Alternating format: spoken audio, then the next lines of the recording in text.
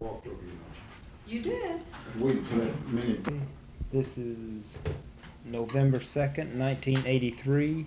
Joe Todd, an interview with Spencer K. Satchell. Mr. Satchell, where were you born? Waco, Texas. Waco, Texas. 1910. What day? 10th of July. 10th of July, 1910. Who is your father? Spencer Kermit Satchell. Spencer Satchell. Where was he from?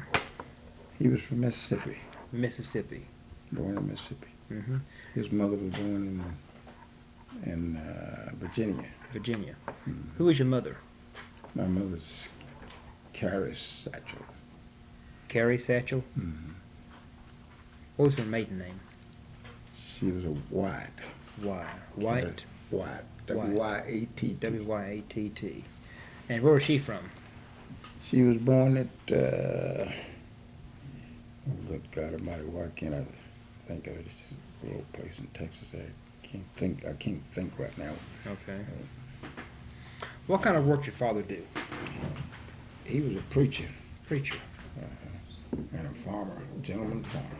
Was he a circuit rider or just did he have? No, my dad, I'd have to give you a little history about that. His dad was white. Mm-hmm. And his dad held slaves in Virginia. Yeah.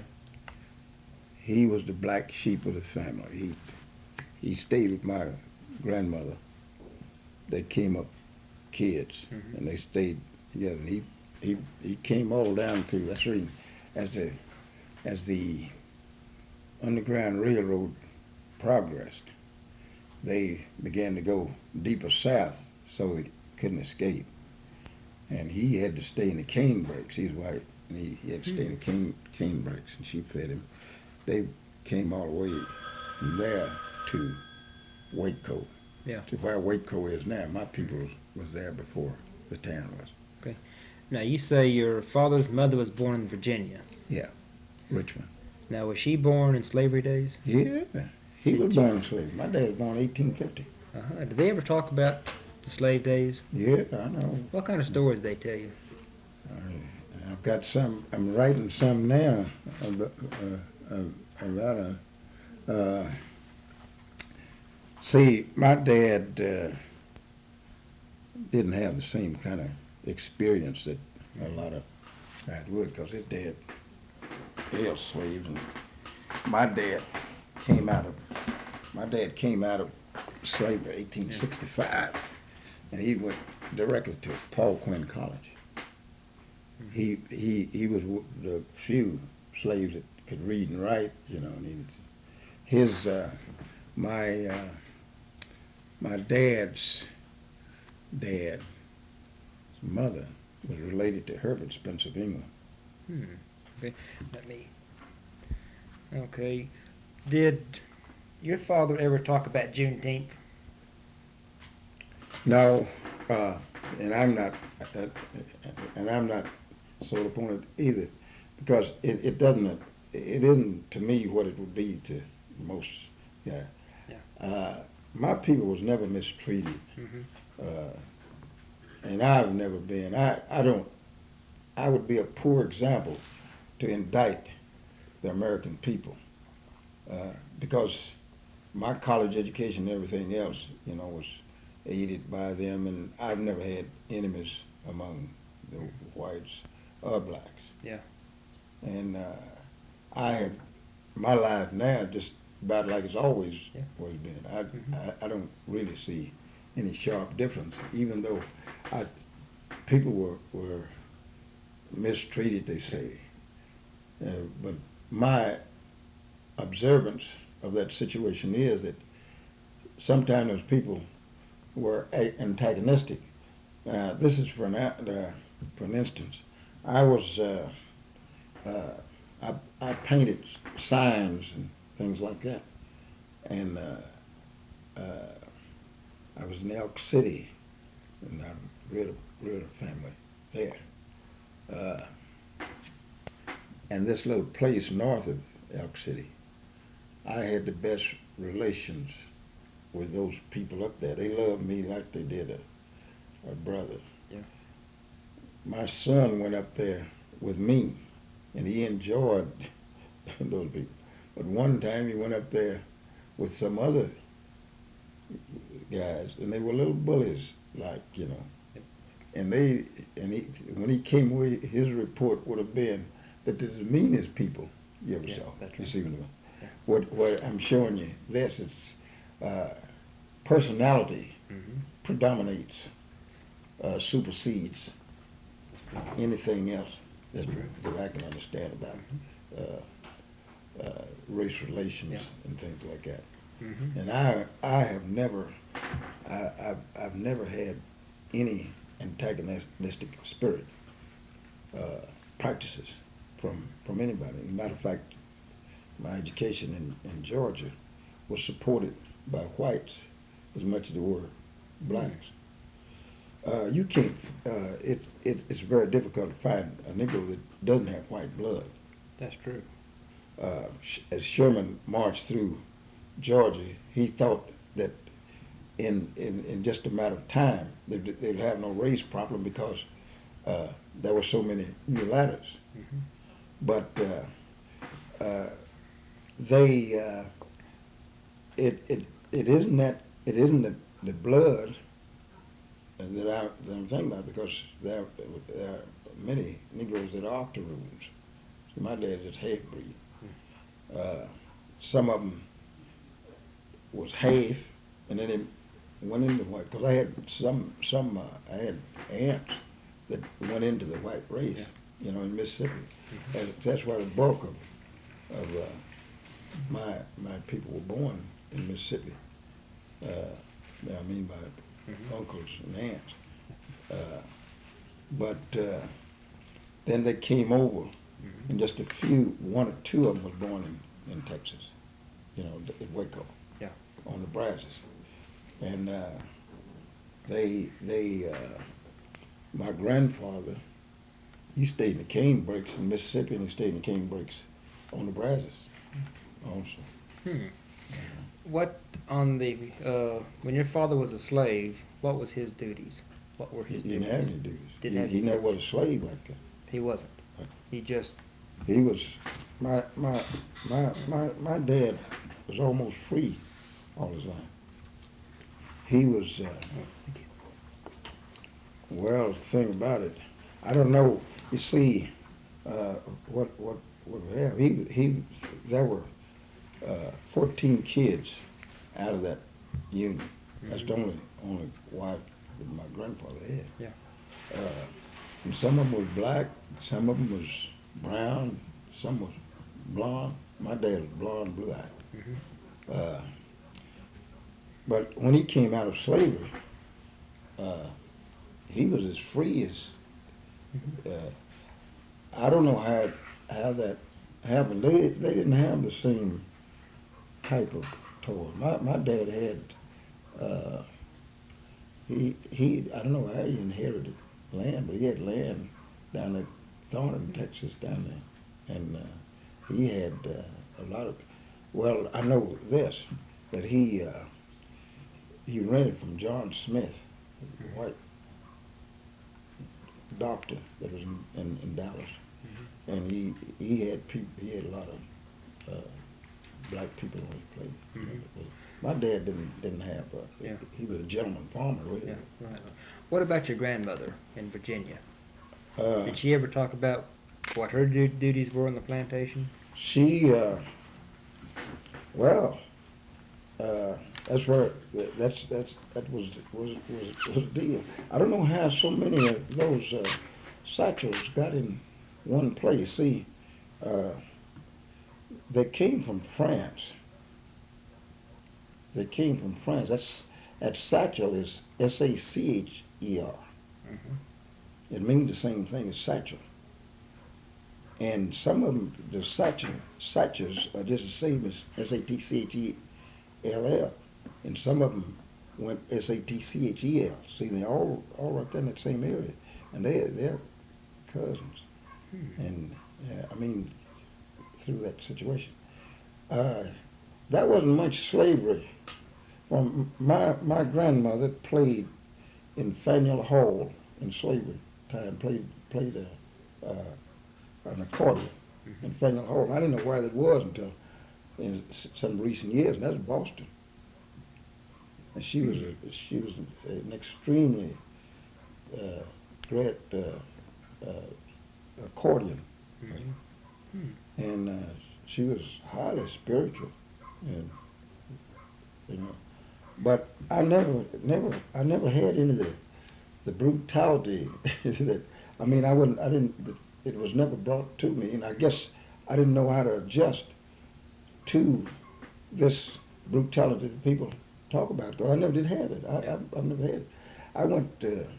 I've been all over the United States pretty well. I mean, see, I rode freight trains and everything like that, and I communicated.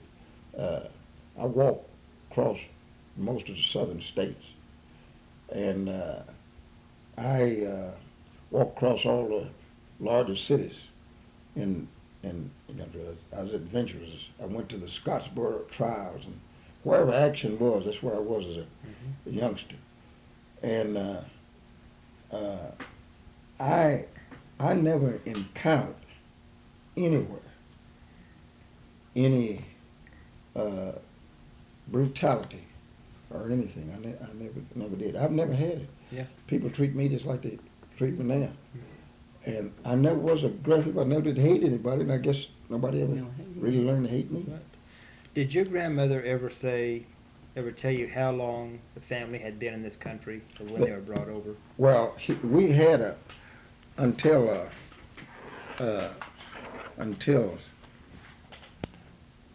this guy, what's his name? That Roots? Haley. Until Haley got his deal up, we had the best information about that because we had Joe Satchell. See, it's a lot of Joes. It's a lot of Joe Satchells. I had one I had a brother named Joe, and then I had an uncle named Joe, and then a cousin Joe. It's Satchell. Now this Joe Satchell, Satchel, he was living in 1957. And I went to Waco and talked with him. See, that's where it was all born. And he had all the information about that. And this is what he told me. The way they kept up with those things is like the biblical situation, where the parent told the children, and when that children passed on, things like that. So we had a very great. I thought I had more information about that than anybody else, and I called him on the phone one time I was down through there selling pianos, and I heard his voice, and I thought he was a kid. See, I knew that my grandmother came from Richmond, Virginia, and I knew my dad and all of them was born in Mississippi, and then they came on over. Well, I thought I was so much older than he was that he wouldn't know about that. He was 97 years old then. Yeah. And I told him, I said, well, I said, you're nothing but a kid. Kid, I said, you don't know about this. I thought I had the best. And he told me how old he was. And I went over there to see him. He was blind. He's the first guy to cut my hair. He cut my hair. He had a barber shop on 2nd Street in Waco in See, here's the thing about it. This is, you're dealing with a situation that it's going to be hard for you to believe. It's hard for you to believe that I remember my total life almost. I can remember my mother and dad separated. They separated when I was 2 years old. They were still in the same area. but I remember before they did. Real well. I also remember, I remember when the house burned up. I don't know how I was out there. It was in a box. It must have been too small to walk, because they had me in a box, and that house is on fire like that. I remember all my life. I mean, all the way back. I can remember dogs and chickens and things like that, and the way they looked and the names. Now, I'm not talking about yesterday. I mean, if you had somebody that knew the condition of the ground in 1914 when it's so dry, I didn't know that it is anything extraordinary about it. But the cracks in that ground down in Limestone County was wider than from here to that deal. Well, I thought it was a common occurrence until I saw an old white fella up at Elk City about in the 60s, like that, and he told about what year it was. I knew we was down there during that time. And I remember when the people came out in this country here, and you'll know if you heard your dad or any of them talking about it, that it was so dry out here till they took those blankets or something and would put them in that dew and wring the water out of them out here in this country. Is that true? I've heard the story, Mr. Satchell. Well, that's right. Yeah. I mean, it wasn't. Here's the thing about it. This was told to me by the people that we lived on the place and things like that. Well, see, I haven't heard anything like that since. But my memory goes all the way back to that, much farther than anybody else in my family. And I was the youngest. Guy. This man you talked to in Waco, this Mr. Satchell, did he say what time the family came over from Africa? Yes, that's what I want to tell you. We are descendants on the African side from an African boy who was 9 years old, Benjamin Boaz.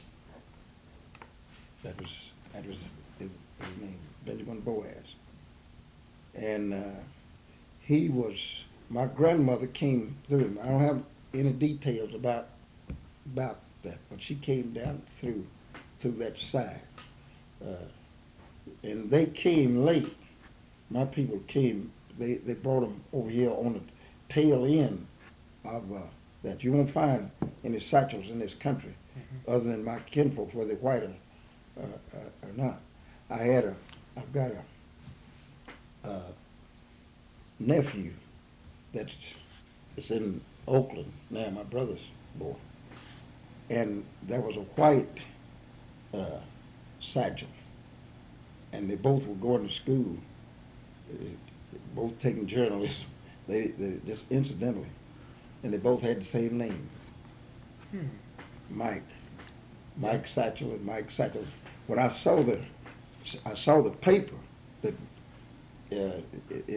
with the name on it, I thought it was my brother's boy that had written. I called him up that night, and he told me, no, it wasn't. It's the other, it's the white boy. Yeah.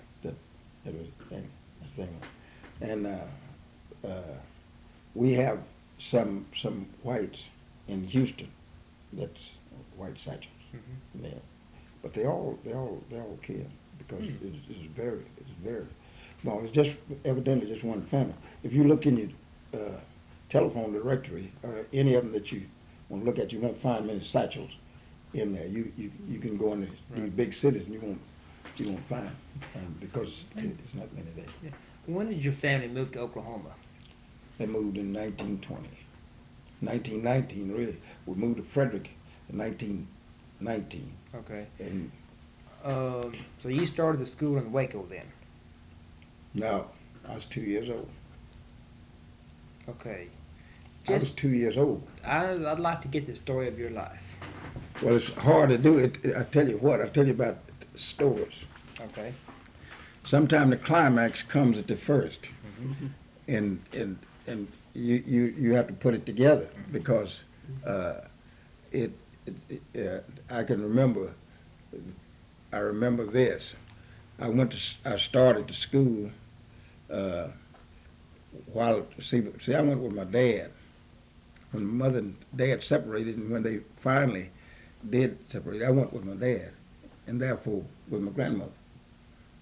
And then I came back, and I had a sister that was older than my mother. See, my dad was born in 1850. My mother was born in 1886. So you see the disparity of the age. So he had kids older than she was. I had a sister, Roberta. I had one named Rose also. And she had a son named Richard. I can't remember what these guys looked like, but I remember the names and all that. So when I came away from my dad, got away from my dad, you know, he got away from me, whichever way it was. I was with my grandmother. Mm-hmm.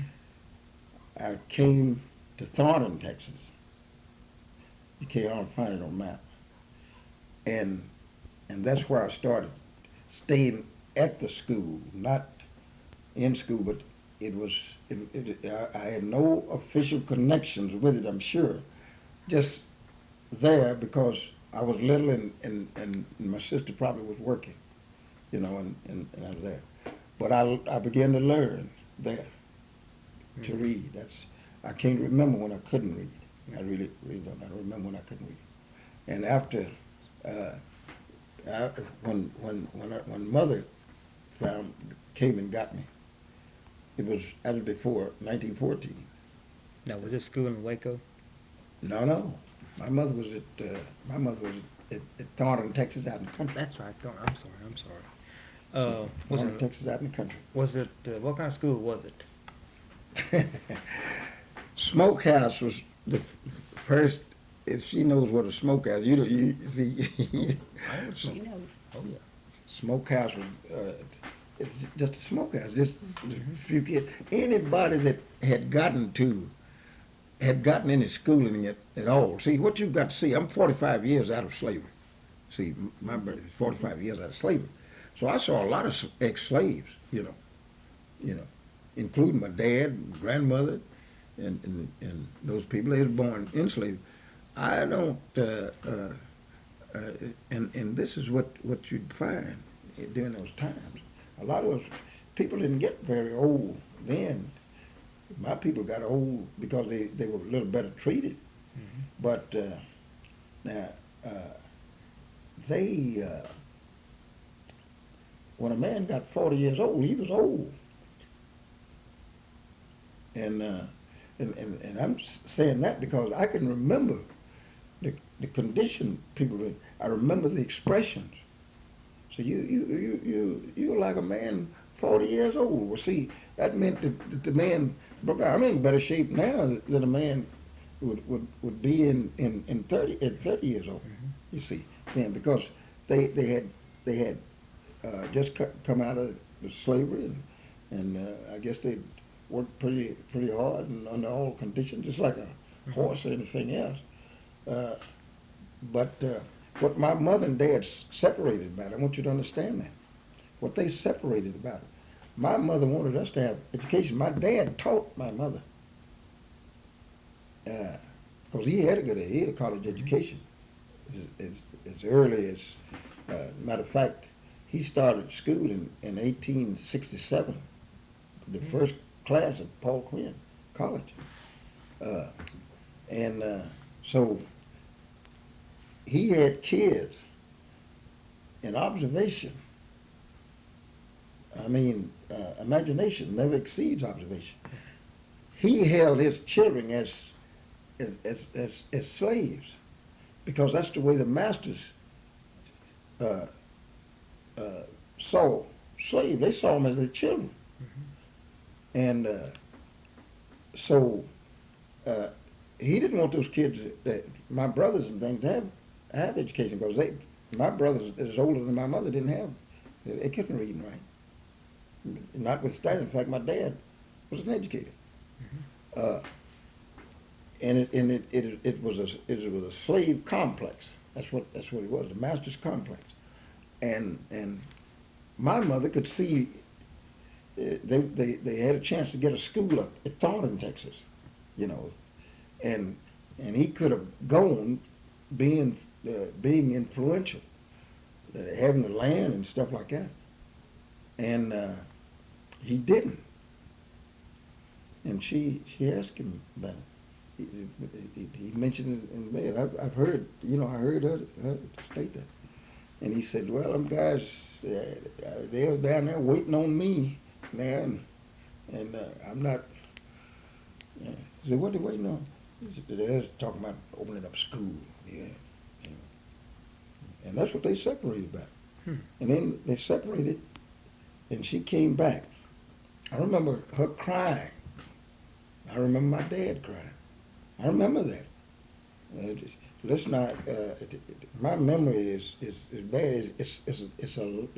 It would be the worst thing in the world if I were a lying person. It would, but I don't care if anybody believes it or not. It doesn't make any difference what you believe, because it could be. If you'd ask me 20 years from now, I'll tell you the same thing I'm telling you. Because Did your father talk about his days at Paul Quinn? no, he didn't. Matter of fact, my dad was busy. He killed. They used to peddle meat. My dad peddled meat. He raised cattle, and he raised beef, and he sold. I guess he did like his dad did. See, that's the thing about it. It's the only way I can see it. Because he had a different type of attitude, and he always had plenty of money.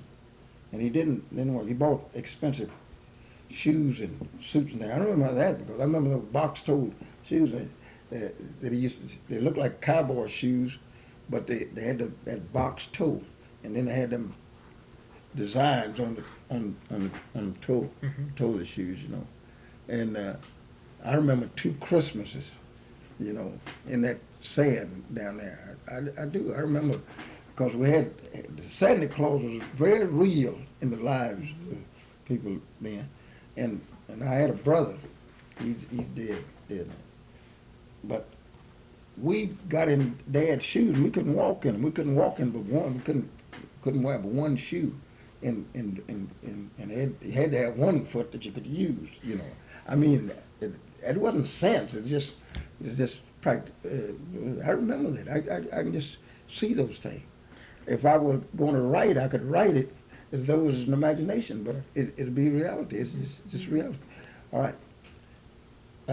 I remember this. I remember my dad coming in drunk. He was a preacher. I remember that.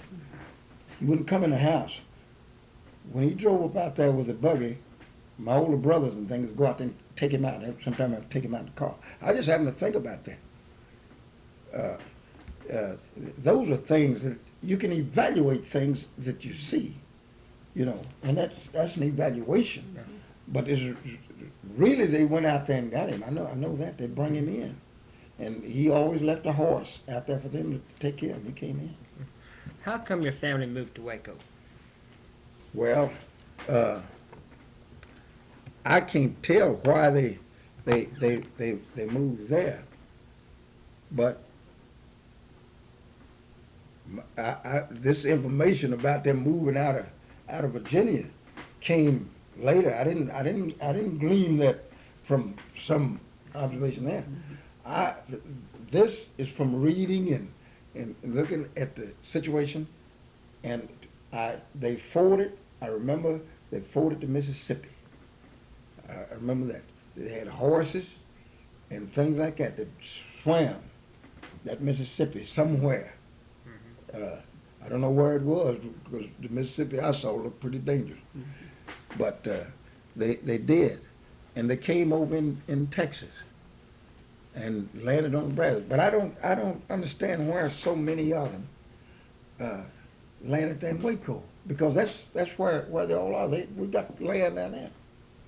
The land is there. Yeah. My folks on the land there, down there, right there on the Brazos.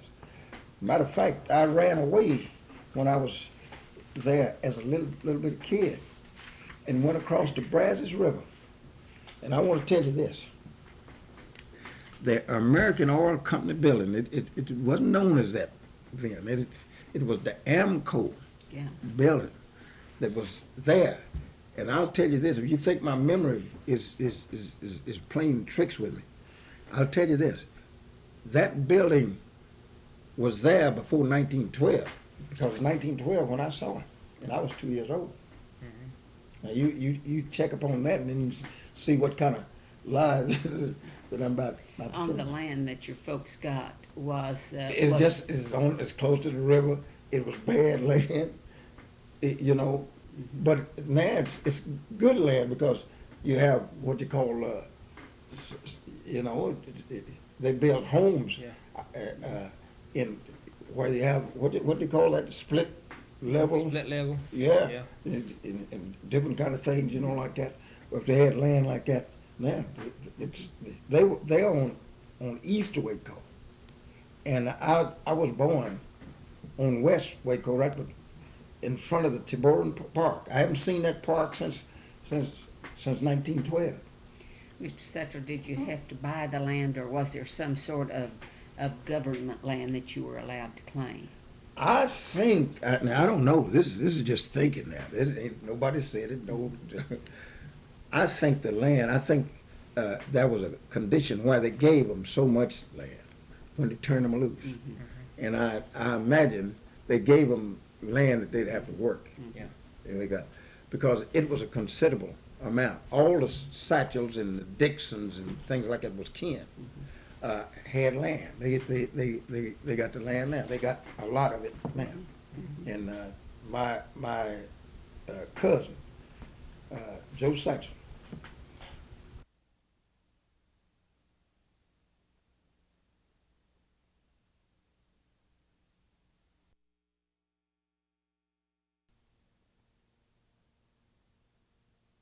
reviewed the situation. He told me that.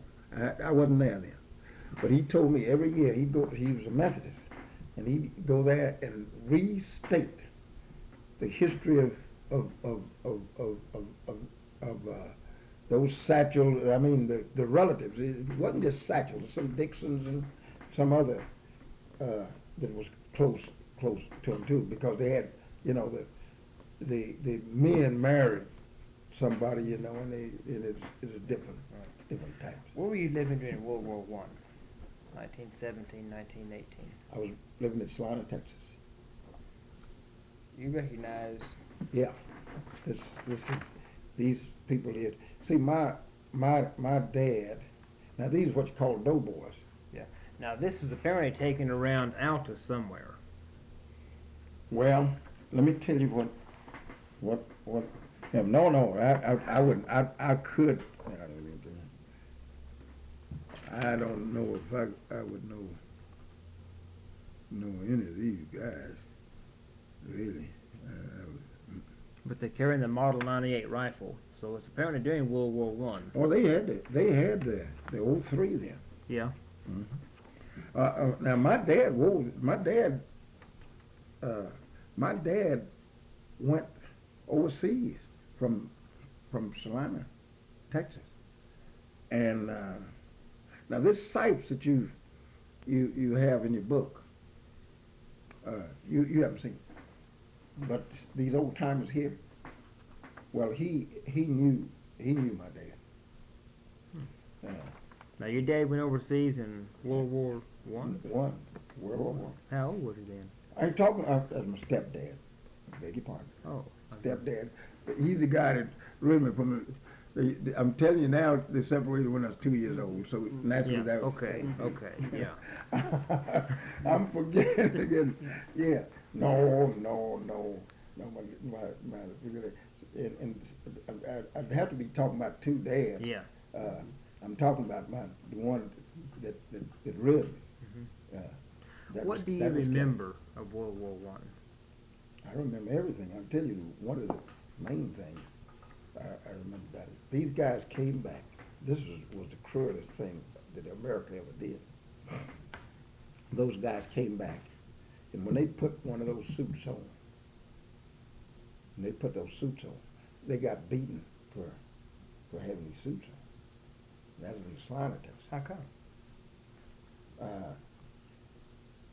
You see, now you got to see. That's why it is my objective observation of this situation enables me to referee fairly the situation that exists now and even then, because I don't have prejudice. I'm not prejudiced. It was ignorance was on all sides. Now, those guys that came back from the war, they were as arrogant as the guys, the blacks were as arrogant as the whites were that stayed. That's where your friction came from. Just like, see, Jack Johnson fought the year that I was born, 1910. But the aroma was still there when I got here. You see what I'm talking about? In other words, it still had that. You have those leanings and things like that. See, I could tell you a lot about the slave situation that's causing the problems that we have now, economic problems that we don't have really time to deal with properly. But here's the thing about it. These fellas came back, and John Connolly of Texas. Where are you from? Oklahoma. You're not a Texan. I used to live in Texas, though. All right. Well, John Connolly that ran for president, his dad was a senator, and he was there during the time that they had a riot in Houston. Yeah. I'm telling you that. And in those wars, they got those guys straight after they got back, and he mentioned that. See, I was the fourth Negro to join the Lily White Marine Corps in the Second World War.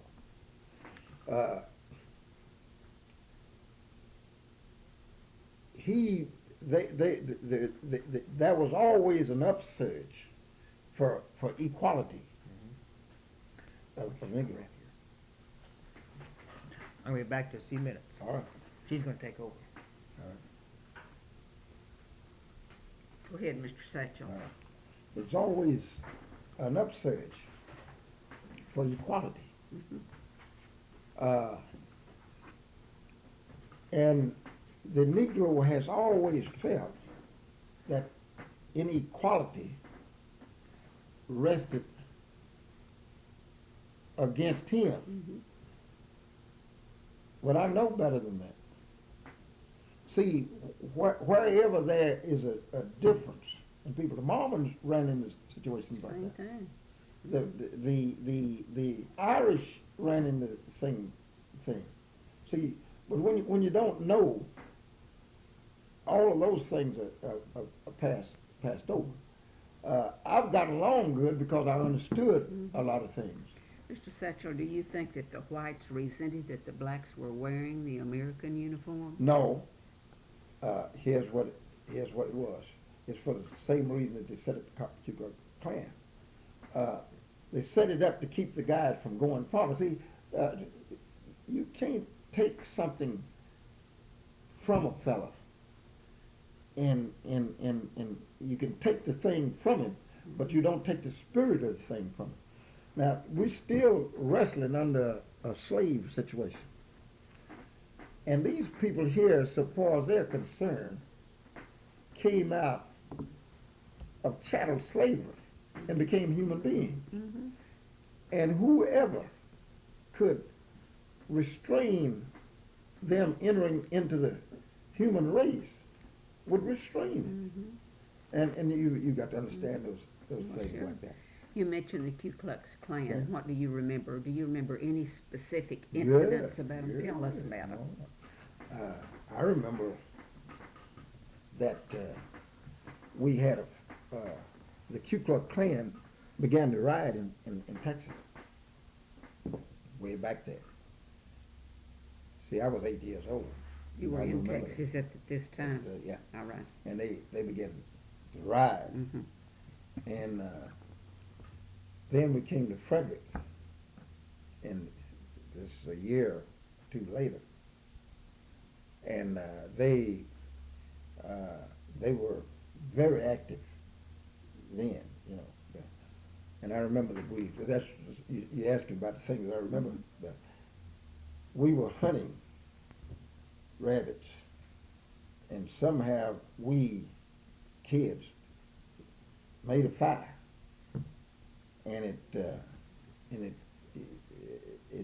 became a big fire because it was a lot of dry grass and things like that, and so it burned up quite a bit of stuff. Didn't burn any houses or anything like that. But this was downtown in. Oh no! It was out in the I'm country. telling you, in Huffine Switch. They don't have that place Mhm. down there. It's, Mhm. it's about 5 or 6 miles south of Frederick, between Frederick and Davidson. Davidson, Oklahoma. And they rode there, the Ku Klux. Yeah. But the most daring thing that I saw was here in 1923. They were looking. They came into St. John Baptist Church. They marched in there looking for Tom Cook. What had he done? Tom Cook had done something to his family or something, and they came looking for him. Did they get him? No, they didn't. I've never seen him. If they did get him, I never did see him anymore. Never heard of him anymore. But I don't think they did. I think he got away. Did you ever hear any incidents where they whipped and either whites or blacks? Yeah. Well, I was in Georgia when they and that's the thing they did. Now, they whipped whites over Frederick and Todd and feathered them. They tarred and feathered them in Texas. But I never did see that. That was the interesting. They tarred and feathered white or black. That's the thing about it. The Ku Klux, it tried to be an honorable society just like the NAACP does. And I'm one of the fellows who complain that the NAACP and the Ku Klux Klan both should have a moratorium on their activities because they live on each other. We've got laws that I have always used that for my protection, and I have been as well protected in Georgia as any white person. I've been as well protected in Oklahoma as any white person with the laws. I think it's an insult to many of the whites to have an organization where many can gang up on one, and you got to see that. You can't be you can't have a Christian mind and differentiate between black and white. Mr. Satchell, let's go to your education. I think it's so interesting, your schooling and why you went into art and how you got an education.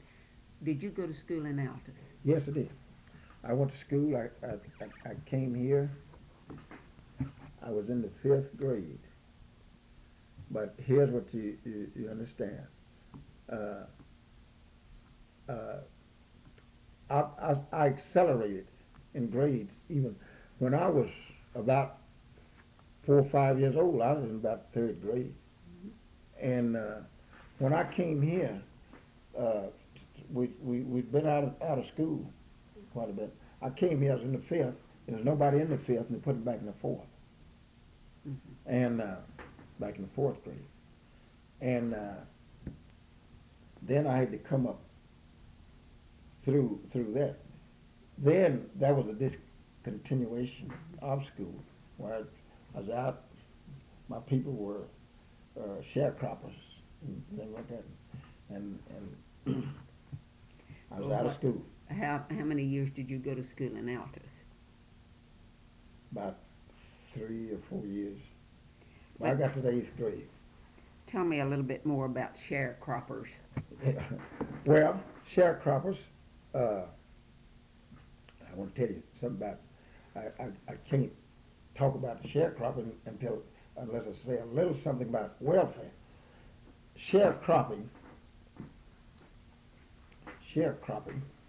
uh, the elimination of it was what started welfare. See, sharecroppers were able to live on a year on what they live on now for a month. See, they never did make over $500 or $600 a year, but they had a cow, they had chickens, they had hogs, and they had maybe 14 or 15 acres of land that was given to them. All they made on it to be on the place there to help with the farmer's crop. That was sharecropping. You're supposed to get half of it, but if you had 30 acres, you had 15 of your own. See, and 15 would go to the man. All right. I want to mention this. When they started soil bank, that's the guy. When you get after welfare, you should get after soil bank, because that's where your welfare started. When if they'd done the same thing in slavery that they did and they did the same thing in slavery that they did in Go ahead. they did the same thing in slavery that they did in sharecropping. The white people had bought slaves, and if they'd been compensated for the slaves that they bought, there wouldn't have been hostility between the races. But they took them.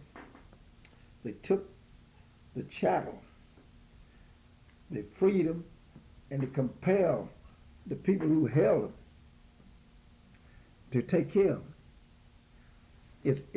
This is why the South could understand me better than they could. They didn't understand themselves why they were so antagonistic. Here's what happened. Here you are with a bunch of hogs, and I come up by some hook or crook with a lawyer and take them from you. And then the law, after I've won that case, won my hogs from you that I didn't need anyhow, I didn't pay anything for, then the law said you take care of them and feed them. Every time you walk out to that hog pen and see those, you think about the injustice of that situation. The target was the Negro, but the act was the federal government. That's and that thing still holds true. Now, here's coming back to sharecropping. The sharecropper, he didn't get any money when they gave money when they went for soil bank. They gave it all to the guy that owned the land. And that's why they had to begin tearing the houses down and bringing them to town.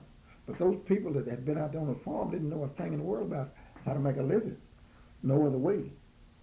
And when they came to town, they became a threat to everybody because they were stealing, killing, robbing, and doing everything else. So they had to have welfare. They had to give them something to keep them off of it. A kid your age would know why it was it put a bad situation on the guys who were the victims of that situation. And before then, the blacks had great families. They married. They reared the children. They sent them to school as best they could. And those that couldn't go to school, man. But my mother and father separated because of education. Like I told you, he wouldn't have to get to school. They separated. That's why I bowed down and and wouldn't turn loose. I was 24 years old when I finished high school. I stayed out of school 10 flat years, didn't see inside of a schoolhouse.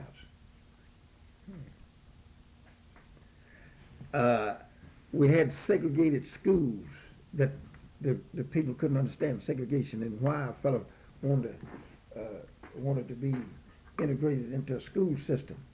I was at Port up here. Port was the largest, not the largest consolidated school in Oklahoma, not the largest consolidated school in the West, not the largest consolidated school in the United States, but the largest consolidated school in the world. And I couldn't go because of the segregated program. And naturally, see, when we come upon a logical situation, we can't view it from its incipiency. We view it from our viewpoint. I was right across the street from a junior high school, and I went to a two-room school down here that I had to walk past this school, away from this school here, down there. Is that the Jim Crow law? Yeah, that's it. You see, here's what happened. See, it's a great thing to understand why it happened. In 1896, Plessy versus Ferguson, that was a Louisiana case. Judge Hunt, United States Supreme Court, issued separate but equal doctrine which led to segregation and discrimination. This guy was contending that he should be able to ride in the cars with the whites, and Louisiana contended that he shouldn't. And so they made it separate but equal. So they placed the blacks in the front of the car and the whites on the back, and they loaded the blacks loaded from front that way, the whites loaded this way. They use that system all the way through, even in the streetcar arrangements and things like that. Those are so. Whenever you got a situation, it's just like this deal here, where the guys, you had all of these commissioners, county commissioners and things like that, and things like that. People just not going to do right if they got the supervision of somebody else. You're going to find, and I don't care. You're going to be in the minority if you're right. You're going to be in the minority. I'm raising sand with blacks about anniversaries. It's the most damnable thing that I know of. Y'all don't know anything about it, but they have church anniversaries and things like that. It ain't nothing but a ripoff, and it's irreligious, and it's criminal, and very, very ugly, and it's a crime against the blacks. What's a church anniversary? This is something to raise some money every year. You'll take a guy. You asked a good question. I'm asking that question now, but I'm so familiar with it that I don't have to answer it. I know. The church anniversary is every year on a certain day. This guy, they come in and bring in all the preachers, acrobatics and all that. You see, the Negro preacher was cut out of society way back. So you can't expect. Now, my dad had the bearing that most Negroes didn't have because he was brought up under a better discipline. I can see it. Nobody told me that. Don't get me wrong. They didn't, because I never could adjust to some of the things that I saw among my people. Mm-hmm. And I never could stand the things that some of my people could stand. And I never did get them. They treated me the way I wanted to be treated, so long as it was right, so long as I didn't mistreat anybody. And I've always been treated Right, because I wouldn't hang around a guy that was going to downgrade me. And I had some staunch friends. I've always had them. I could get more in many cases than a white boy. If I'd have been a white boy, I would have got an education. Mr. Satchell, how did you get an education? Well, here's what I did. Chicago Herron Examiner. I don't know whether you can remember or not. They had everything in there that I had an A.B. degree to college with. See, I made the highest grade in this county examination. See, this one went to the county examination out of a school that joked. It's nothing but a joke. They had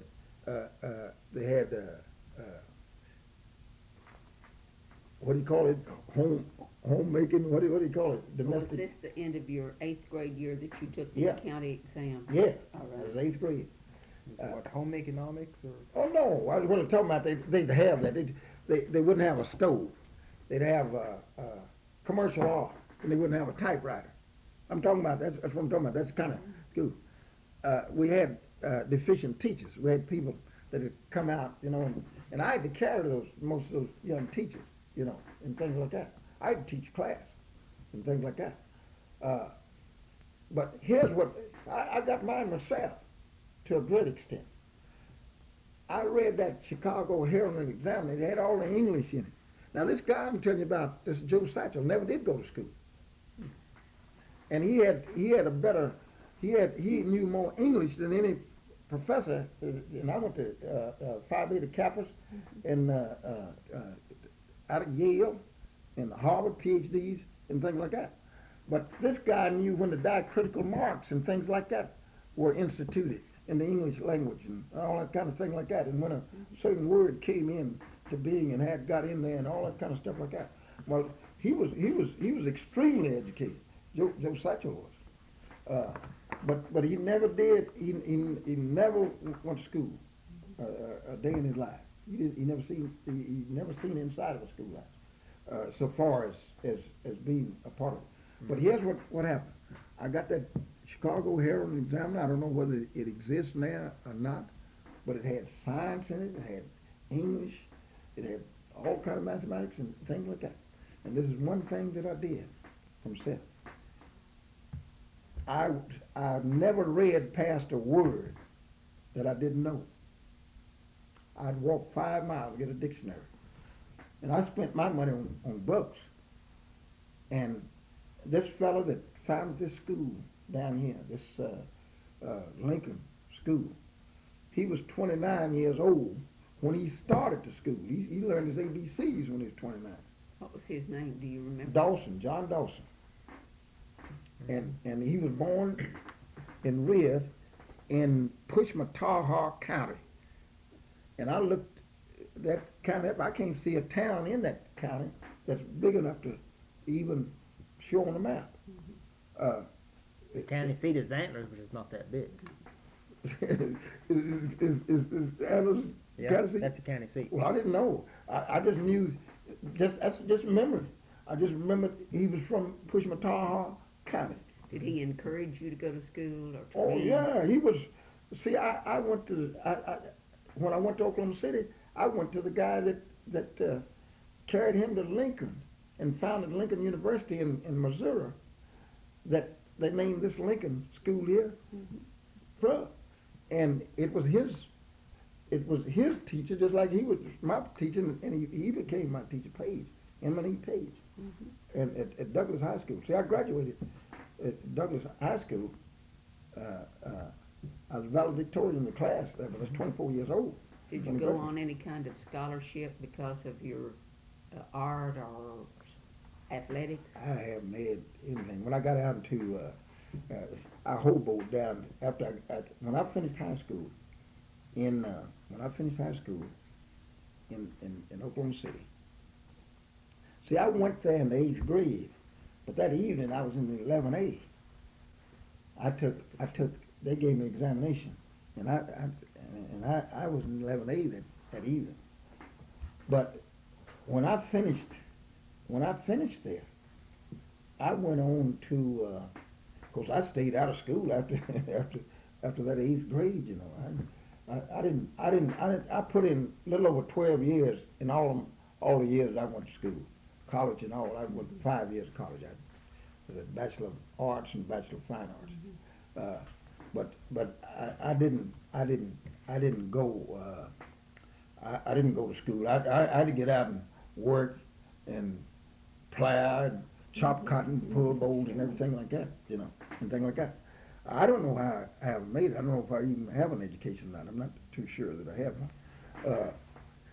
But here's what happened. We were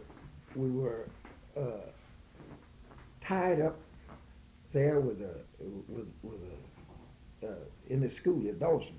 He had to memorizing all of that Indian language and stuff like that. We might have gotten a little farther if he hadn't been so thorough with that kind of stuff, you know, and things like that. And you had to memorize so much stuff, you know, and things like that that really wasn't necessary.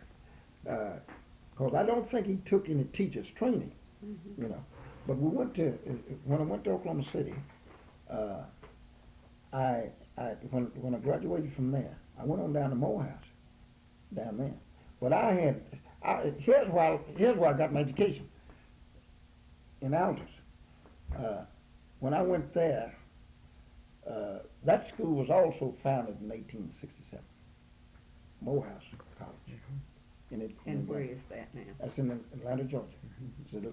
It's in the Atlanta University system. Did you have a scholarship? No scholarship. I grabbed freight train. I went all over the United States, Holborn. I grabbed when I got through with valedictorian of the class. I was the president of the class. When I got through and got all the work settled and everything settled in the class, I grabbed a freight train and I began to ride. I went to University of Nebraska. I went to Minnesota. I just hoboed all over trying to get a scholarship. And back to Chicago, they had some little school at Crane and Northwestern, Chicago University. I rode all over. I rode 3 weeks on freight train. And I finally looked like I just wasn't hitting anything. So I buckled up. See, because the South was pretty tough then. See, Georgia was a fearful state and what I learned after I got there, that the people in Georgia were scared to go over to Mississippi. Mississippi was scared to go to Alabama and all like that. That's the way it was. And there wasn't any of them dangerous. I stayed in all the states, and it's just like any other place so far as I was concerned. Now, when I got to Atlanta, I was asleep in a boxcar, and the police woke me up with a pistol in his hand and light my eyes, and I wanted to know where I was, and he told me it was in Atlanta. You know, all them tracks running and everything like that. Well, he made me see. It hadn't been long that they.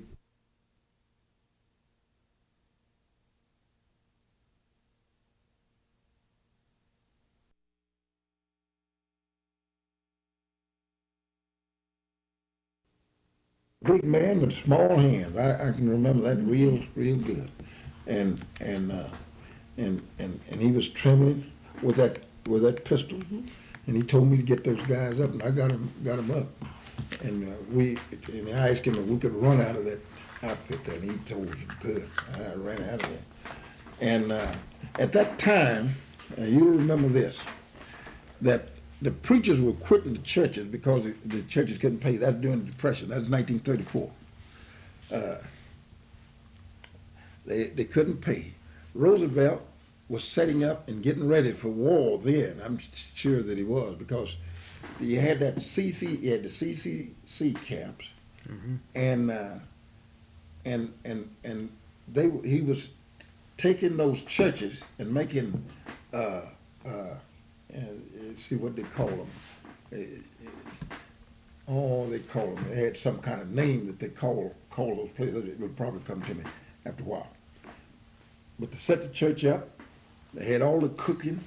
They had nice, just like a hospital or something, you know, had gowns and things like that, place to bathe and everything. I couldn't have made it. Yeah, I couldn't have come in a better time. I couldn't have gone in a better time. And wherever I went, I could just stop when I got ready and just be cleaned up good, and you could wash your clothes and things like that. Yeah, in those churches. Could you sleep there at night? That's what they had, beds. Washington, D.C., all the great big churches in Maryland, Chicago, everywhere. And so I rode on, and when I got to Atlanta, they had a big church right beside Big Bethel. That's the biggest Negro church. It was the biggest Negro church in America at that time, Big Bethel. It was a Methodist church. But right next to it was a big Baptist church, and they had gone out of it, and they had made a powerful transient bureau. That's what they call them, transient bureaus. and that's why I landed. When I got there, I had one dime in my pocket. I bought a Washington pie, and the Washington pie I went to the bakery, and they just got all the pies that they had brought back on the wagon and things like that, and squashed and things, and put them all together and made one big custard of it, you know, in the pan there. Because it was heavy, but it was a full meal. Don't you make no mistake about it. Ate that, and went on over there, and then they got us all registered in. It's just like going into the service, and registered and everything like that, and gave us clean clothes and things like that, and showed our beds and things like that. And I stayed there, and the people that was working there in that outfit, that's when the social workers first got started. See, they had a school of social work in Atlanta University. And those guys saw my kind of talent. I began to go and make money. I made $1 a week there, working in the office. Then I would go down to the Art Fellows outfit down there and write cards, write guys' names. And then, you see, in Atlanta, there are more black millionaires than there are anywhere. They had millionaires in Atlanta in 1900. They built the biggest barbershop in the world. It reaches from Peachtree to Broad. In Atlanta, it's still there. It's there now. And those guys went to Morehouse and got me a scholarship. That's where they got me a scholarship. And I got in. I took this Martin Luther Senior. I took his comprehensive. I took my comprehensive, made the highest grade that's ever been made in the whole history of school. And from then on, I wrote themes and things like that for Martin Luther King. I wrote themes for Martin Luther Senior. Little King was just 5 years old then. The one that got killed was 5 years old. And Joe King, that was his brother. And C.K. Steele, he's dead. Those were preachers there that I took the examination. They had a guy there that was, this guy was Phi Beta Kappa from Yale. He was by way of Talladega College, and he was All-American Ian. He's a brilliant guy, and he hated preachers. He was an atheist, and I was at that time I was an atheist. I had lost all faith, and I didn't even believe there was a God. And the manner in which God presented himself to me makes it impossible for me to ever, I couldn't, nothing could ever happen in life. There's nothing. If they ground me up in a sausage grinder. I never know anything but God. Uh, uh, Atheism, it wasn't something that I was trying to bully anybody. I just couldn't believe. The people that I saw that had embraced Christian religion was so far from it that I thought they was playing. And I got I finished that school down there. I went in the art department. To go 4 years there or 2? I went 5 years. I took 2 majors. I took 2 minors. I took a minor in business law. I took a minor in religion. But I was studying religion, theology. I taught King religion. I was an atheist. I could understand it. I understood what the book was saying about it and things like that. But I didn't believe it. And I don't believe they did either. Because I used to ask them, I said, if God calls you, what language did he use? And they couldn't tell me.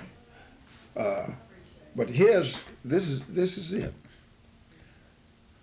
When God comes into your life, he reveals those things. Here's what I'll point out to anybody. God, through David, said this: my blood and my bones saw them cast lots for my garment. Whenever there's a revelation in a man's from God, it goes all through his body. It's not his head that knows it. His total body knows that thing. And sometimes you make a statement, and that statement that you make, you like to take it back because you don't know what you're talking about. But God okays it, and it'll come to pass. There's no doubt about it. And oh yes, it's no question about it. God is real, and I'm trying to build now. It's tough. It's tough. I'm trying to build now. I'm trying to bring the American people together. These are the things here that I want to set this forth right now. We are living now in this very bad economic situation, and we are suffering from the impact of freedom, not from the impact of freedom. The people who wrote the histories of this time omitted the fact that there were only a few people holding slaves. What happened to the other people that didn't have? I'm talking about whites. What happened to the other people that didn't have?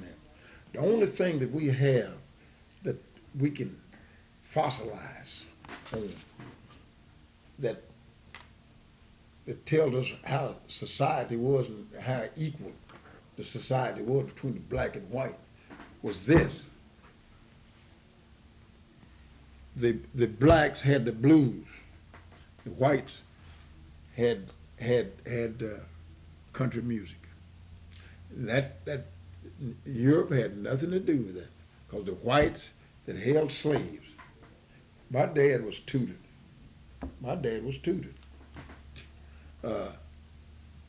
He had an education. He had the equivalent of a high school education when slavery was over. Here's what I'm saying. He knew how to use knives and forks. My mother didn't. See, they came off the slave's side. My mother's father was a slave, and they came down on that other side of it, and they didn't know any of these fine things.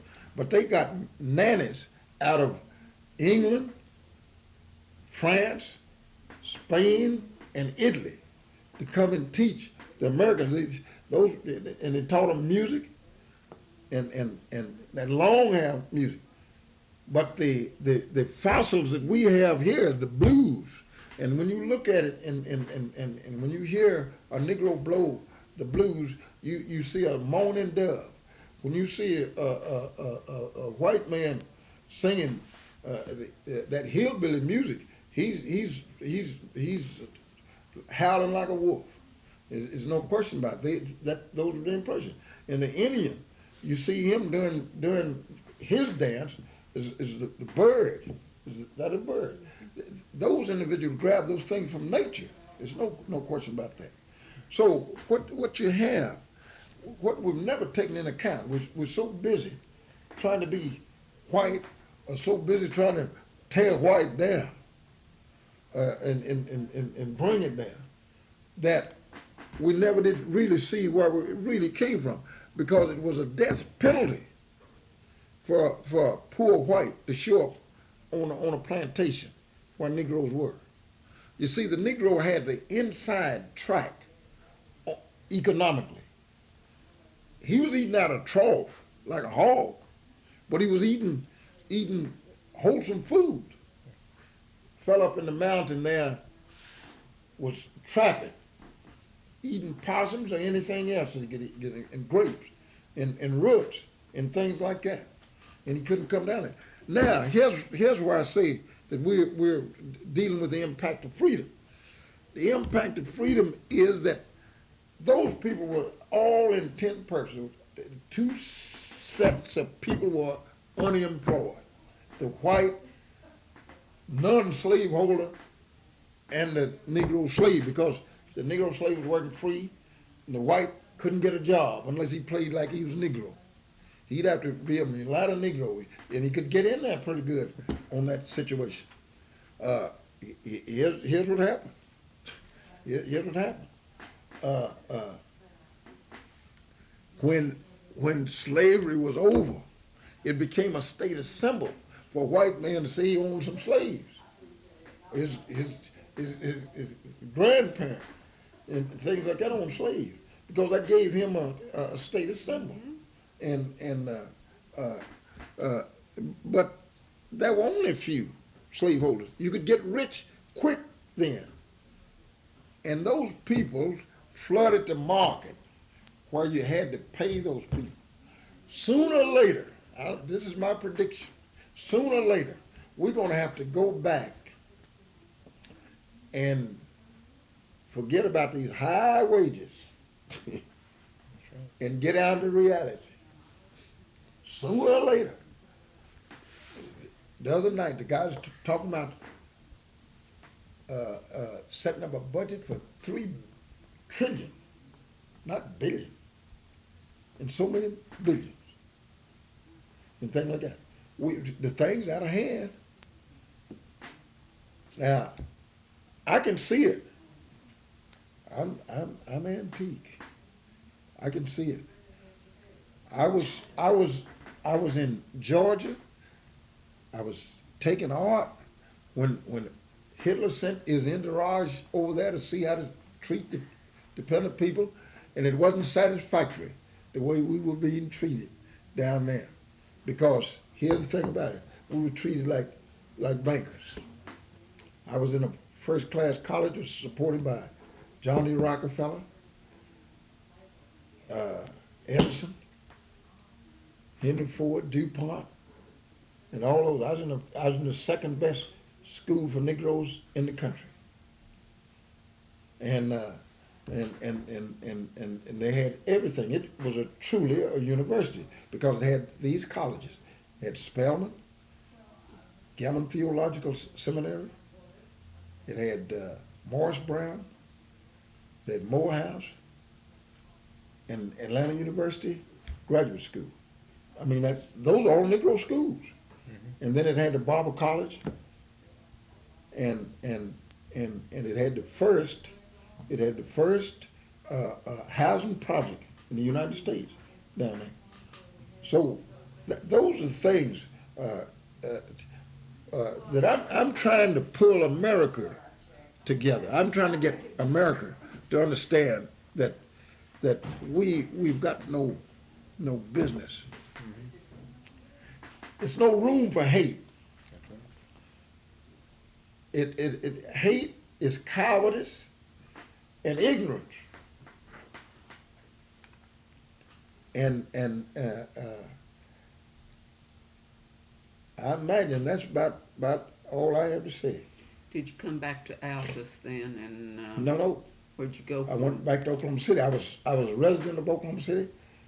I came back to Oklahoma City. I married there, and as my first wife, and I had 11 children, and then a few of the kids were born in Elk City, and then back here. You came back here. Back here.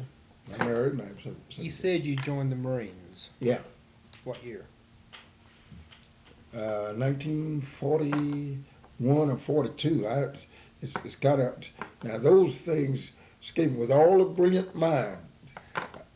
I certainly don't remember which one of those years that And was. you said you were the fourth black I was the fourth black to join. join the Marines. Yeah. Where'd you join? Oklahoma City. Oklahoma City. Mm-hmm. Tell me about your Marine Corps experiences. They were awful. It was awful. You see, here's the thing about it. Here's what you got to see. I was the wrong fellow to put in a place where you're gonna treat folks wrong. And I let the colonel and the general and everybody else know that. These are the guys that I embrace in the American situation. I like Roosevelt. I like Patrick Henry. I like Frederick Douglass. Those are the people I like. And this is why. Patrick Henry said, give me liberty or give me death. Roosevelt said, only those who are unafraid to die is fit to live.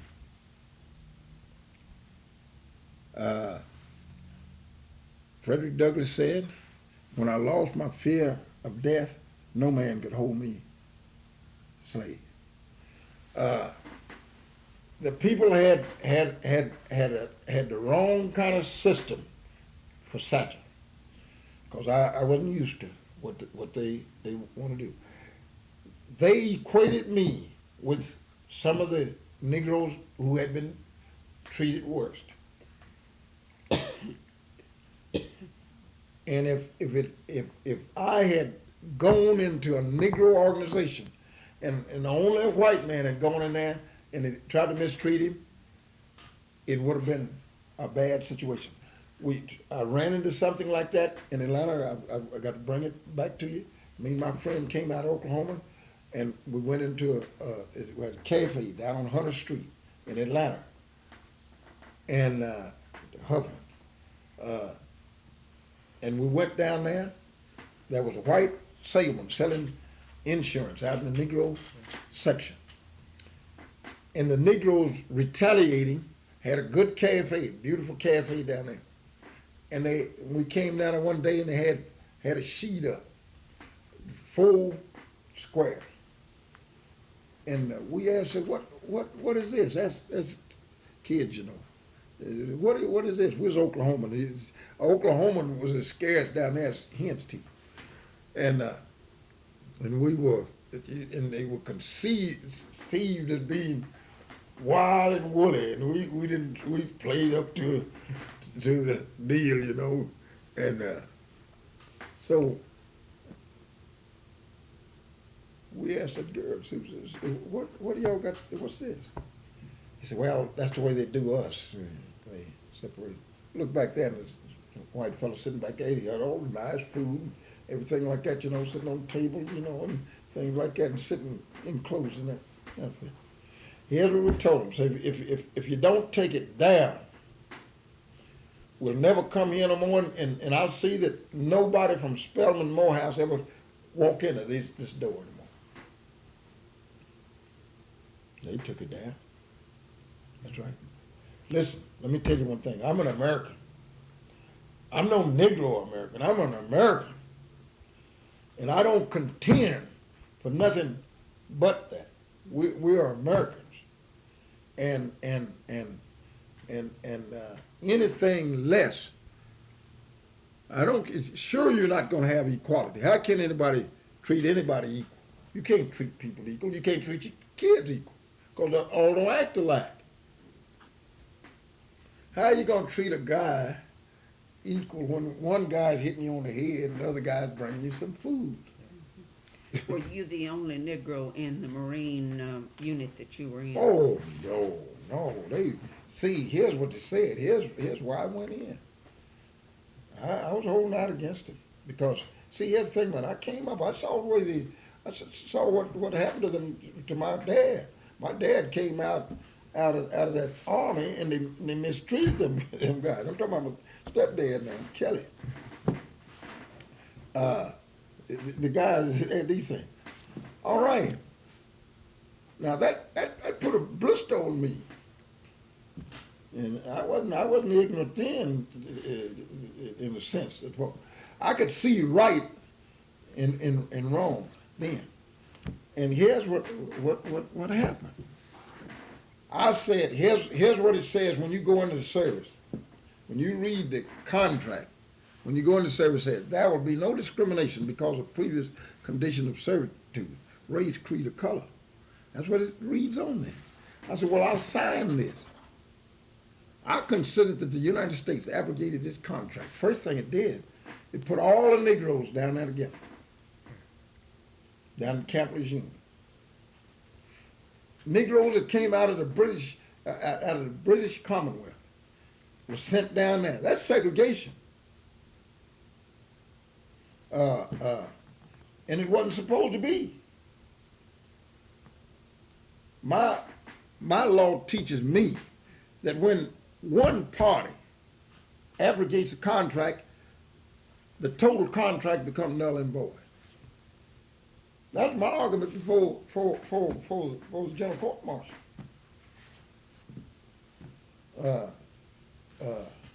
And I wouldn't stand for it. I told him I wouldn't. I said, I'll go home. I won't fight on that condition. I said, I will not fight a war under a decent flag with decent people that copies its technique from the man that we are battling against. And that's Hitler. So what happened? Well, they sent me to Portsmouth, New Hampshire. What's up there? Prison. And when I got up there, I raised more sand than I raised anywhere else. I'm the guy that caused Truman to issue a presidential order to make all services equal. And they are today. Did you get a pardon? Did I get a pardon? Yes. I hadn't done anything. They sent me. They were the attackers. They just couldn't turn me loose. They just couldn't. Oh, I had two general court martials. I had one out here that I beat. I stopped this Jim Crow stuff here coming out of Kansas. Negroes coming out of Kansas. Coming out of Chicago, when they got to the line of Kansas, they had to give up the coaches and things like that. Man, I'm a man. I'm no monkey. I was going in there to spend my life and give my life, and I wasn't scared of dying. I told them, kill on American soil. I'll die here. It's all right. I'm not scared of death. I'm not afraid of it now. Did you contact Truman? Or No. How did All right. How did you affect Truman's decision? All right. I wrote to Secretary Knox every week. I was the master at arms in the prison. I wrote every guy that wanted to go back to duty. I was over the Seabees, the Navy. I'm talking about Negroes. See, I had whites and blacks loving each other, so they separated them. So when they get out, you're going back into a world. They're speaking on some old segregation and some old the discrimination guy was. They going they said they're not going to be there. So they gave me the whole outfit of blacks instead of having black and white. I was mounted armed with whites and blacks, and they loved me like a brother. And and they put those other guys down on the next floor, and I was on the top floor. That thing runs out in that ocean out there, that Portsmouth outfit there, you know. And I never was bitter. I wasn't bitter. Because here's the thing about it. I know that America's young. And I know America's going to make mistakes. I still know that. I never was against him. I was never against him. But I'm like Mahatma Gandhi had a lot to do with the shape of my life. Mahatma Gandhi said this: said, if something's going to hurt England that I do for India, I'm not going to do it. If something is going to hurt India that I do for England, I'm not going to do it. That's where I was. And that's where I am now. I'm not going to do a thing in the world that will hurt a white that I'm doing for a black. And I'm not going to do anything for a white that hurts a black. Because both of them are my brothers. That's the way I conceive of it. I think I'd have been a coward to have gone on. I lost everything that they had to offer, but they couldn't scare me with not being buried in the graveyard and things like that, you know, and all that kind of stuff. Like I wouldn't even think about that. I didn't care what they did. Here's what I told them. I said, you can put me, what you can do. You can put me or kill me. Whatever you want to do. And I ran into two of them situations. I ran into a situation like that on that freight train going into to Alabama, like that. Just the same way. Those boys, some black boys, had killed a white boy. That's the way they were operating down there during the time I was born. If the whites outnumbered the blacks, they killed the black. If the blacks outnumbered the whites, they killed the white. And they had killed a white boy the night before, cut his guts out. And there I was on a freight train, gondola, with nothing but whites. But I was with a white boy that I came through Oklahoma with, and things like that. It was at Bessemer, Alabama, not far from Birmingham. And they had all decided that they're going to take my guts. I told them this. Here's what I told them. I said, now I'm not scared to die. I'm not scared to die. I know you're going to kill me. And it's all right. But we're fighting for nothing. I said, you don't know why you're killing me. You don't know why you're killing me. And here's what one of the boys says. He said, well, something about that slavery outfit, you know. I said, well, I know that. I said, but here's what I want to tell you. Whatever happens to me tonight, see the Scottsboro, I went down there for the Scottsboro case, I told you that. I said, whatever happens to me tonight, you guys stop this. It's no sense in it. It's no sense. I said, if I'd have been there, they wouldn't have cut the white boy. They wouldn't have. I ran into a situation up there in Elk City when this integration started and things like that. You see, it is a signal to some blacks to jump on whites when you let the barriers down. Mm-hmm. And I was there, and a white boy was passing through. They shove him that way, and shove him back, and things like that. And I walked up and told him. And they was up in the white section of town doing that because they changed the school and they was going up there. Here's what I told him. I said, let me tell you something. I said, you're outnumbered whether you know it or not. And that would be coward to even consider, which is outnumbered. Fairness is what you're looking for.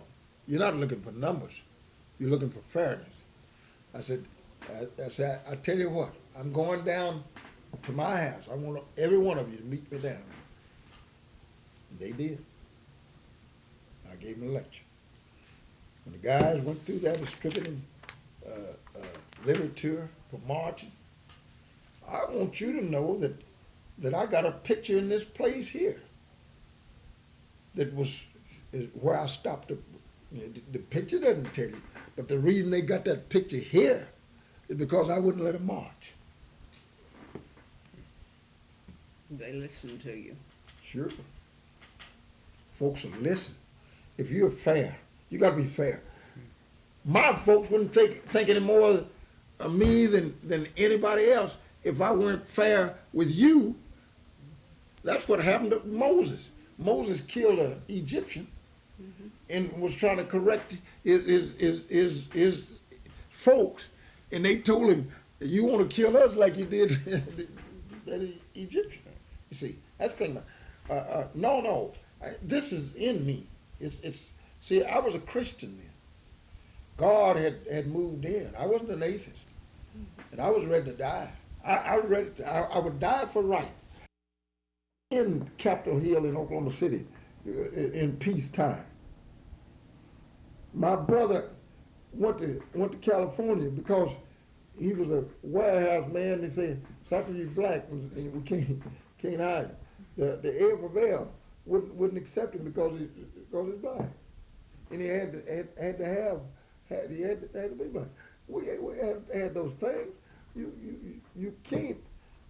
But when you hear me talk about those kind of things, I want you to know that I could see it objectively. Even then, you can't get over something by doing what the other fella does.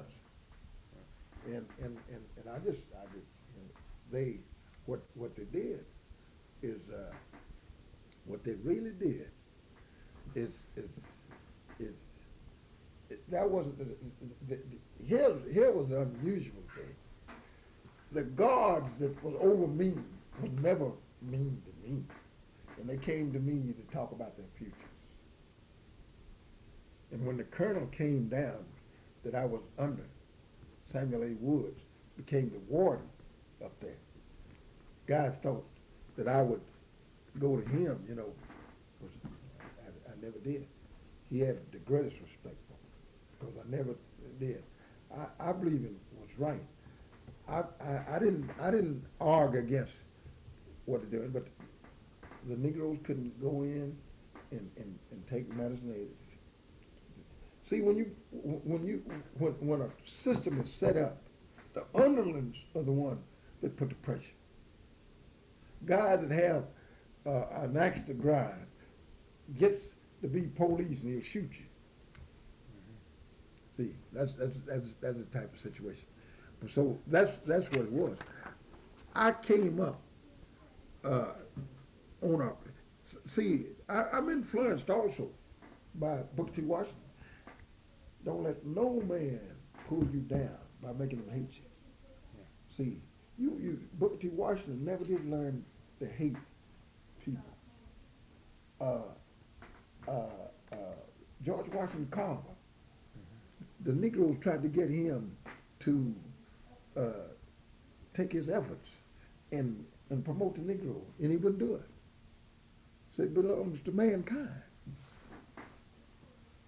See, that's the kind of philosophy. Yeah. Well, here's why I knew that here's why I knew that the effects that it had. See, nobody. I sent thousands of guys back out of service D's. Thousands. CBs, Coast Guard, Marines, Navy. See, there's a lot of them is up there. I sent them back. I wouldn't send it. And then when I got when that was over, see, I was writing to Knox all the time. I was writing to the Secretary of Knox. See, because I was like Paul. They just had my body in prison. I wasn't in prison. I haven't done anything. And I'm no better now than I was then. I'm just human and want to be decent. And most of all, I want y'all. This world has gone on too long, separated. Lincoln saw that and said the country cannot exist half slave and half free. See, that's the thing. Your life is better since my life became better. See, in other words, now your achievements have a better ring than it did when the cards were stacked in your favor. Was presumed to be stacked in your favor. See, that's the thing about it. How old are you? 37. I can't believe it. 146. I just can't believe it. Boy, you look young. Well, thank you. Yeah. So here's the thing. No, I came through. I don't know. How'd you guys get the idea that you want to talk to me? Miss Chesser, Louita. Yeah. Well, I declare, I didn't know about it, but I don't know what they thought about it. But you know, I have never. I broke up marching. I didn't let nobody march. See, here's what I told them. That how would you feel? Here's a friend that befriended you, and then here's some guy come through, don't know a thing in the world about the deeds that your friend did, and jumps on your friend, and then there you go, putting your 2 bits on it. I say, how would you feel?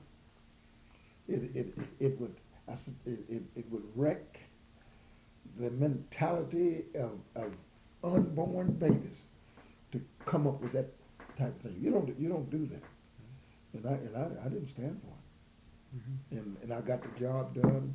The thing that aggravated them, I got it done, and I got it done peacefully. And I can go to the mayor right now and talk to him in this town just like I talk to you, and get response.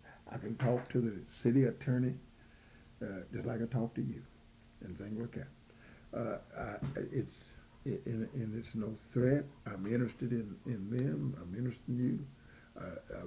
And just like as a lawyer came down in a suit, and I couldn't get a lawyer to go against those guys, and I took the suit myself for my wife.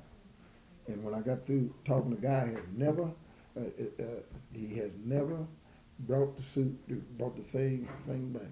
It would have cost me around $4,000 if he had pushed it. And what it was, he was convinced. And I got in a wreck over that going to Oklahoma City to class reunion, and I don't know the highway patrolman's name, but he was converted under that situation because he wanted to say I was lucky, and I wasn't. You're not lucky. There's no such luck.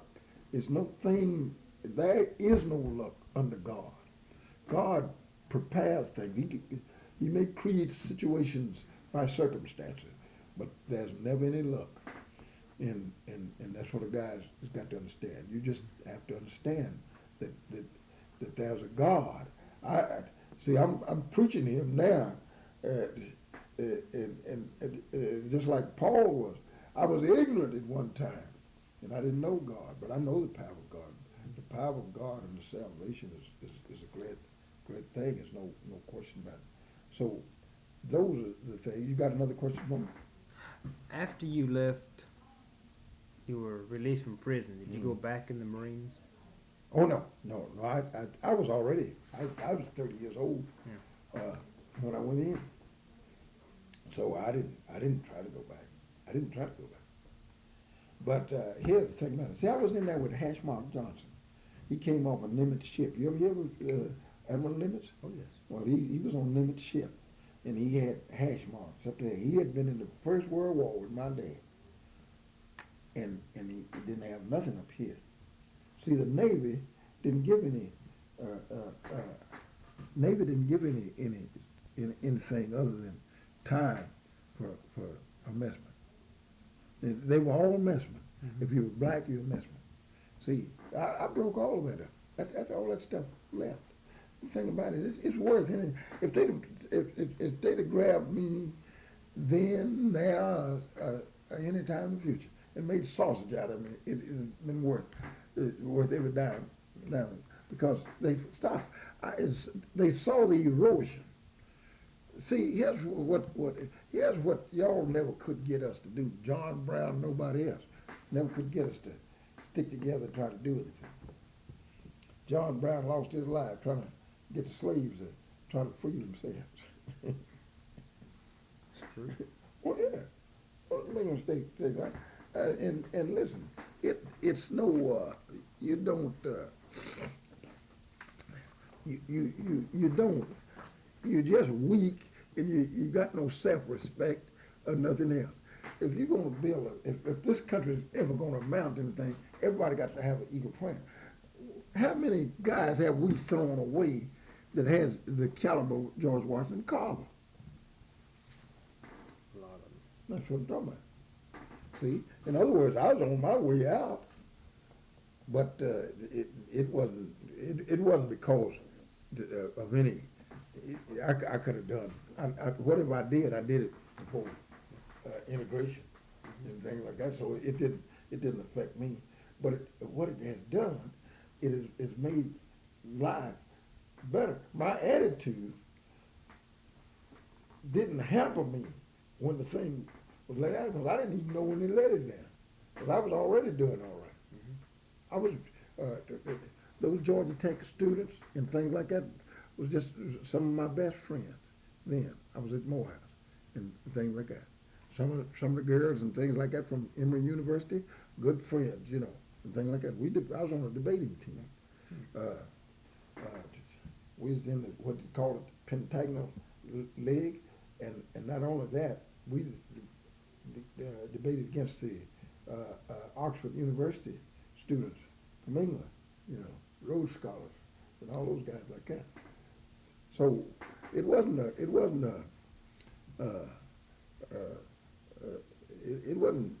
nothing was thrown away in this situation.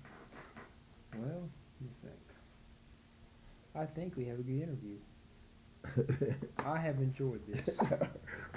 Well, I don't know. I don't know. To me, it doesn't mean anything. I'm not talking about what it doesn't mean anything, but to me, it's no story. You know what it means? It's just a life. Mm-hmm. And I'm 74 years old, and I've been awake a long time, and I've seen things, and I've just been awake. I didn't even be thinking. I'm humble in that situation. I'm not overbearing in it. I believe it would help the things that I'm trying to do. Let me contact them. All right.